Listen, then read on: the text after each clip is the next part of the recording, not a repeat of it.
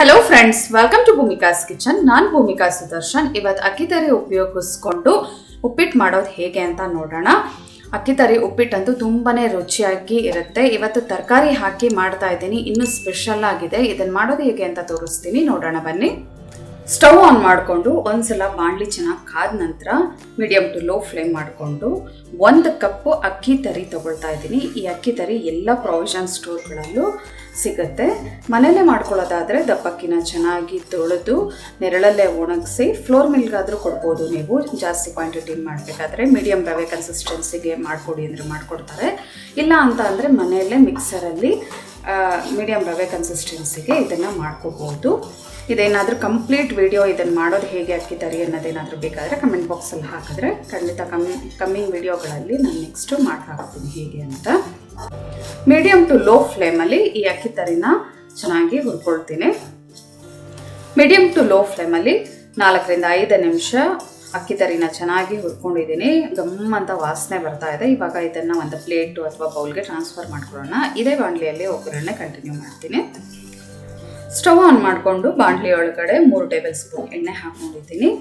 ಸಾಸಿವೆ 1 tea spoon, ಉದ್ದಿನಬೇಳೆ 1 tea spoon, ಕಡಲೆಬೇಳೆ 1 ಟೀ ಸ್ಪೂನ್. ಇದನ್ನು ಒಂದು 15 ಸೆಕೆಂಡು ಫ್ರೈ ಮಾಡ್ಕೊಳ್ಳೋಣ. ಹಸಿಮೆಣಸಿನಕಾಯಿ 4 ಸಣ್ಣದಾಗಿ ಕಟ್ ಮಾಡ್ಕೊಂಡಿದ್ದೀನಿ.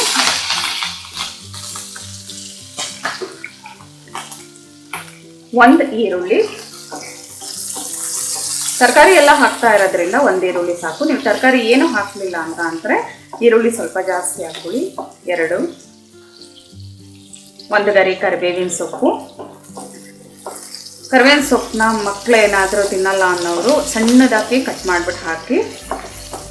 ಈರುಳ್ಳಿ 1 ನಿಮಿಷ ಮೀಡಿಯಂ ಫ್ಲೇಮಲ್ಲಿ ಫ್ರೈ ಮಾಡ್ಕೊಳ್ತಿದ್ದ ಹಾಗೆ ಹುರುಳಿಕಾಯಿ ಸಣ್ಣದಾಗಿ ಹೆಚ್ಕೊಂಡಿರೋದು 5 ರಿಂದ 6, 1 ದಪ್ಪ ಸೈಜ್ ಕ್ಯಾರೆಟ್ ಹಾಕೊಂಡು ಚೆನ್ನಾಗಿ ಮಿಕ್ಸ್ ಮಾಡ್ಕೊಳ್ಳೋಣ.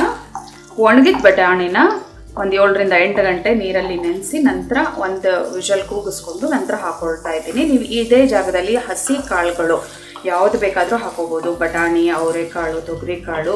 ಈ ಅಕ್ಕಿ ಉಪ್ಪಿಟ್ಗಂತೂ ಹಸಿ ಕಾಳು ಹಾಕೊಂಡು ಮಾಡಿದ್ರೆ ತುಂಬಾ ರುಚಿಯಾಗಿರುತ್ತೆ. ಬರೀ ತರಕಾರಿ ಬದಲು ಹಸಿ ಕಾಳನ್ನೇ ಹಾಕೊಂಡು ಮಾಡ್ತಾರೆ, ಅವಾಗಂತೂ ಇನ್ನೂ ಚೆನ್ನಾಗಿರುತ್ತೆ.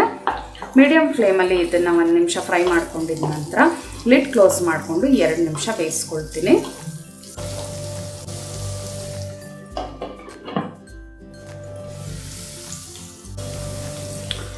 2 ನಿಮಿಷ ಲಿಡ್ ಕ್ಲೋಸ್ ಮಾಡಿಕೊಂಡು ತರಕಾರಿನ ಬೇಯಿಸ್ಕೊಂಡಿದ್ದೀನಿ. ಗಟ್ಟಿ ತರಕಾರಿ ಹಾಕಿರೋದ್ರಿಂದ ಹುರುಳಿಕಾಯಿ ಕ್ಯಾರೆಟ್ನ ಫಸ್ಟು 1-2 ನಿಮಿಷ ಬೇಯಿಸ್ಕೋಬೇಕು. ಕ್ಯಾಪ್ಸಿಕಮ್ಮು ಚಿಕ್ಕ ಸೈಜ್ದು 1, ಅದು ಕೂಡ ಸಣ್ಣದಾಗಿ ಕಟ್ ಮಾಡ್ಕೊಂಡಿದ್ದೀನಿ. ರುಚಿಗೆ ತಕ್ಕಷ್ಟು ಉಪ್ಪು, ತರಕಾರಿಗಳು ಬೇಯೋದಕ್ಕೆ ಎಷ್ಟು ಬೇಕೋ ಅಷ್ಟು ಹಾಕೊಳ್ತಾ ಇದ್ದೀನಿ. 1/2 ಟೀ ಸ್ಪೂನ್ ಅಷ್ಟು. ನಂತರ ಉಪ್ಪಿಟ್ಟಿಗೆ ಎಷ್ಟು ಬೇಕು ರುಚಿಗೆ ನೋಡ್ಕೊಂಡು ನಂತರ ಹಾಕೊಳ್ಳೋಣ. ಚೆನ್ನಾಗಿ ಎಲ್ಲನೂ ಮಿಕ್ಸ್ ಮಾಡ್ಕೊಳ್ಳೋಣ. ಇವಾಗ ಪುನಃ ಲಿಡ್ ಕ್ಲೋಸ್ ಮಾಡಿಕೊಂಡು ತರಕಾರಿ ಕಂಪ್ಲೀಟಾಗಿ ಬೇಯೋವರೆಗೂ ಬೇಯಿಸ್ಕೊಳ್ತೀನಿ.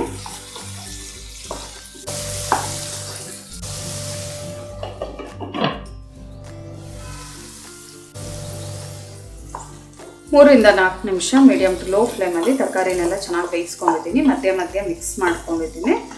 ನೋಡಿ, ಹಿಂಗೆ ಪ್ರೆಸ್ ಮಾಡಿದ್ರೆ ಗೊತ್ತಾಗ್ತಾ ಇದೆ ತರಕಾರಿ ಬೆಂದಿರೋದೆಲ್ಲ. 1 ಕಪ್ ಅಕ್ಕಿ ತರಿಗೆ 3 ಕಪ್ ಅಷ್ಟು ನೀರು ಹಾಕೊಳ್ತಾ ಇದ್ದೀನಿ. ನೀರನ್ನ ಬಿಸಿ ಮಾಡಿಬಿಟ್ಟು ಹಾಕೊಳ್ತಾ ಇದ್ದೀನಿ.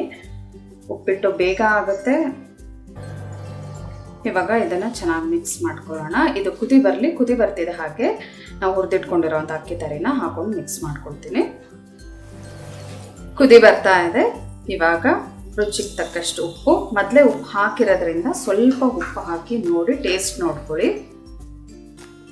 ಚೆನ್ನಾಗಿ ಮಿಕ್ಸ್ ಮಾಡ್ಕೊಳ್ಳೋಣ. ಇವಾಗ ಹುರಿದಿಟ್ಟಿರೋಂಥ ಅಕ್ಕಿ ತರಿನ ಹಾಕಿ ಮಿಕ್ಸ್ ಮಾಡ್ಕೊಳ್ತೀನಿ. ಲೋ ಫ್ಲೇಮ್ ಮಾಡಿಕೊಂಡು ಅಕ್ಕಿ ತರಿನ ನಿಧಾನವಾಗಿ ಹಾಕ್ಕೊಂಡು ಮಿಕ್ಸ್ ಮಾಡ್ಕೋಬೇಕು. ಈ ಅಕ್ಕಿ ತರಿ ಏನು ಗಂಟಾಗೋ ಚಾನ್ಸಸ್ ಇಲ್ಲ. ಜೊತೆಯಲ್ಲೇ ಹಸಿ ತೆಂಗಿನ ತುರಿ 3 ಟೇಬಲ್ ಸ್ಪೂನ್. ಈ ಅಕ್ಕಿ ತರಿ ಉಪ್ಪಿಟ್ಟಿಗೆ ತೆಂಗಿನ ತುರಿ ಹಾಕಿದಷ್ಟು ತುಂಬಾ ರುಚಿಯಾಗಿರುತ್ತೆ. 1 ಟೇಬಲ್ ಸ್ಪೂನ್ ಸಣ್ಣದಾಗಿ ಕಟ್ ಮಾಡ್ಕೊಂಡಿರೋವಂಥ ಕೊತ್ತಂಬರಿ ಸೊಪ್ಪು ಎಲ್ಲ ಹಾಕೊಂಡು ಚೆನ್ನಾಗಿ ಮಿಕ್ಸ್ ಮಾಡ್ಕೊಂಡಿದ್ದೀನಿ. ಇವಾಗ ಲಿಡ್ ಕ್ಲೋಸ್ ಮಾಡಿ 2 ರಿಂದ 3 ನಿಮಿಷ ಇದು ಬೇಯೋದಕ್ಕೆ ಬಿಡೋಣ. ಲೋ ಫ್ಲೇಮಲ್ಲೇ ಇರಲಿ. ಲೋ ಫ್ಲೇಮಲ್ಲಿ ಒಂದು 3 ನಿಮಿಷ ಬೇಯಿಸ್ಕೊಂಡಿದ್ದೀನಿ. ಇವಾಗ ಇನ್ನೊಂದ್ಸಲ ಮಿಕ್ಸ್ ಮಾಡ್ಕೊಳ್ಳೋಣ. ಯಾಕೆಂದರೆ ನೀರಂಶ ಎಲ್ಲ ಮೇಲೆ ಇರುತ್ತೆ. ಕೆಳಗಡೆಯಿಂದ ಒಂದ್ಸಲ ಮಿಕ್ಸ್ ಮಾಡಿಕೊಂಡು ಲೆವೆಲ್ ಮಾಡಿಕೊಂಡು ಪುನಃ ಲಿಡ್ ಕ್ಲೋಸ್ ಮಾಡಿಕೊಂಡು ಒಂದು 4 ರಿಂದ 5 ನಿಮಿಷ ಬೇಯಿಸ್ಕೋಬೇಕಾಗುತ್ತೆ. ಎಲ್ಲ ಚೆನ್ನಾಗಿ ಮಿಕ್ಸ್ ಮಾಡ್ಕೊಂಡಿದ್ದೀನಿ. ಕೆಳಗಡೆಯಿಂದ ಮೇಲ್ಗಡೆ ಮಾಡಿಕೊಂಡು ಈವನ್ ಆಗಿ ಮಿಕ್ಸ್ ಆದ ನಂತರ ಪುನಃ ಲಿಡ್ ಕ್ಲೋಸ್ ಮಾಡ್ತಾ ಇದ್ದೀನಿ.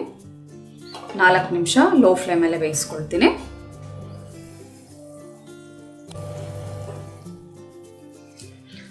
ರಿಂದ 5 ನಿಮಿಷ ಲೋ ಫ್ಲೇಮಲ್ಲೇ ಎಲ್ಲ ಬೇಯಿಸ್ಕೊಂಡಿದ್ದೀನಿ. ಪುನಃ ಇನ್ನೊಂದ್ಸಲ ಮಿಕ್ಸ್ ಮಾಡ್ಕೊಳ್ಳೋಣ.